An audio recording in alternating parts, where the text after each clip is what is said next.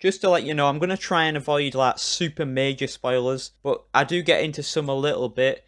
But this is sort of a real event, so I guess are they really spoilers? But yeah, onto the video. Pam and Tommy tells the story of how the Baywatch actress and the drummer of Motley Crue's sex tape leaked to the public. And I didn't really know much about that going into it. It was kind of before my time when all that sort of scandal was going on. So I went in kind of blind and I don't really have any reference to sort of the real events that happened. So anything that's kind of inaccurate in this, I can't really fault it on that because I don't know the true history of it, where it might probably take some liberties. But this is a biopic, so hopefully it is very faithful to what actually happened. And with biopics, you have to always take into consideration they are based on real people. And a lot of the time, they're based on people who are still alive. So it's about representing them correctly. You know what I mean? They aren't just sort of fictional characters. These are people and it's what they went through. And often with biopics, you're reporting on a huge point of the laugh. And especially this one, it's probably a huge negative part of the laugh. You can kind of see how it sort of ruined their relationship and ruined a lot of factors of the laugh as well. And it sort of stuck with them years onwards. But I'm happy to say this show does a good job of representing real people. And not just the two title characters, but sort of everyone involved in the story.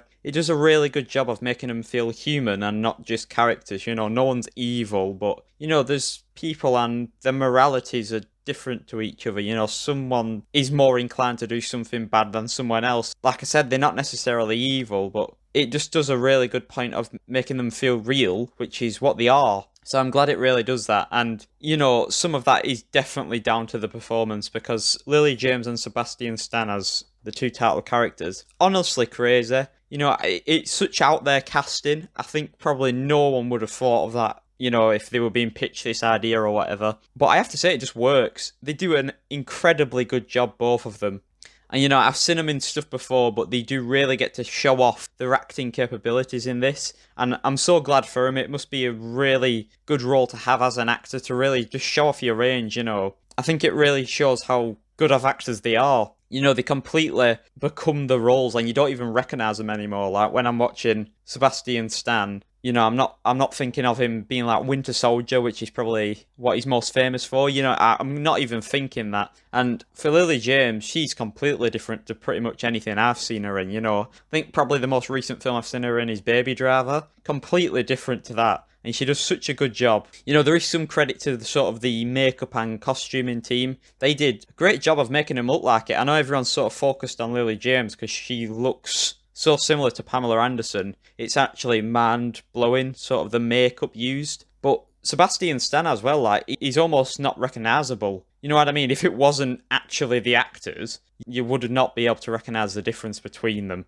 But yeah, overall, they do such a good job of portraying the characters, and that's definitely the highlight of the show, those two's performances, and you can really tell a lot of care's gone into that, and, they've definitely done their research, and, like, just the mannerisms and the way they move, and stuff like that, little stuff they have really nailed, and that is definitely the high point of the show. Not to say everything else is bad, but to me, that's what the best thing about it were, and it really stood out as two great performances. It really did make them feel human, like I was mentioning. They were a real big part of that because, Tommy Lee, who's not presented as the best in this, there's moments where you do see a side to him that's, okay and stuff like that. And, there's parts to him that are likeable. And same with Pamela Anderson. They did a really good job of showing she's not just sort of a bimbo and stupid you see shows on TV. They treat her like an actual person. And it was really interesting to sort of see how the world viewed her through what they saw her like on screen. And, she kind of got shoehorned, not just roles-wise, but just as a person into sort of this stupid blonde sort of character.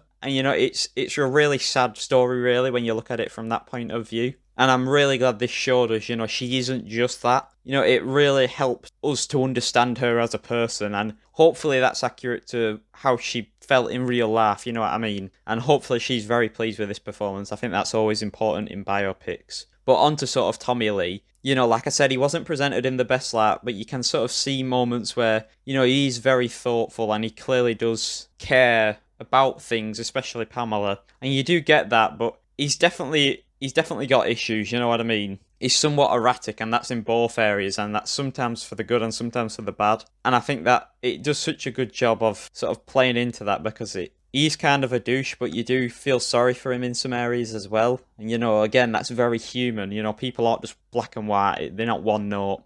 There's a bit of a subplot with this, not to get into too many spoilers, where Motley Crue is sort of dying, as music does, music moves on, and he can't let go. And it's stuff like that where you can somewhat relate to him, even if you haven't been through anything like that. It's just on a human level, when it feels like you're not needed anymore. You can really understand him in that aspect, and it makes him, especially from sort of, if you've watched the first episode, he's told from sort of an outside view perspective, but then once you get to sort of see it from his perspective, you do start to understand him a lot. And speaking from the outside perspective, Seth Rogen's sort of the other main lead in this, playing Rand, and he's who you follow in the first episode, and definitely his perspective that we start on, because he's the one who leaked the tape. And they did a great job of portraying him sort of being the general guy compared to these celebrities, and how he sort of at the beginning saw him as different to normal people, even though they are, and you as the audience sort of feel like him, so you sort of want him to get revenge a bit. And I think that's great when you're getting the audience to feel what the characters are doing. You want him to get back at sort of Tommy. If you've seen the show, you'll know what I mean, but if you know somewhat of the story, you can see how that's going to be kind of wrong, especially like when it leads later. But you can understand where he's coming from as well. Like, again, sort of leaning into that human side. And I love how he definitely isn't just like cold-blooded.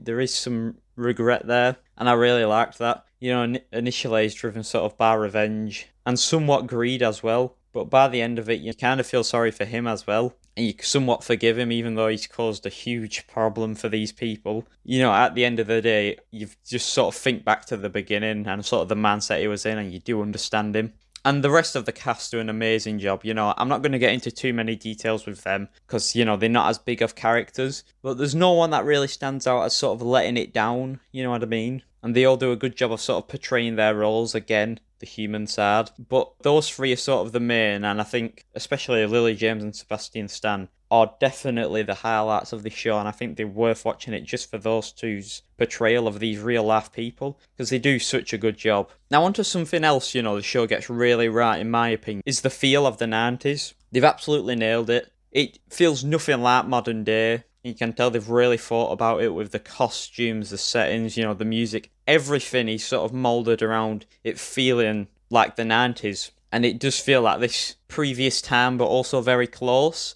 And I think that's a great way of helping you to relate to it. Overall, the show is really good. I think a lot of people haven't watched it. I haven't seen much sort of attention being put on it. We don't see everything online. Hopefully people are watching this, because I think it's a shame if people don't. You don't have to get super devoted. It is just this one season and done, I'm pretty sure. And it's about 8 episodes, I'm pretty sure, as well. And it tells such a human story, and it helps you get a personal understanding of an event, that sort of only got told through the media at the time. Yeah, this is media as well, but you get what I'm saying. But overall, this show, like, super surprisingly good. Great performances from Lily James and Sebastian Stan. They absolutely knock it out of the park. And yeah, I'd have to say probably the score, probably an 8 out of 10. I really did like this show. I think it had a lot going for it. It never felt like it was dragging on or anything like that. The 8 episode run fit the time frame really well. And overall, there's not too many faults. I think it did a really good job. But yeah, great show. Go watch it. Yeah, that's pretty much it. See ya.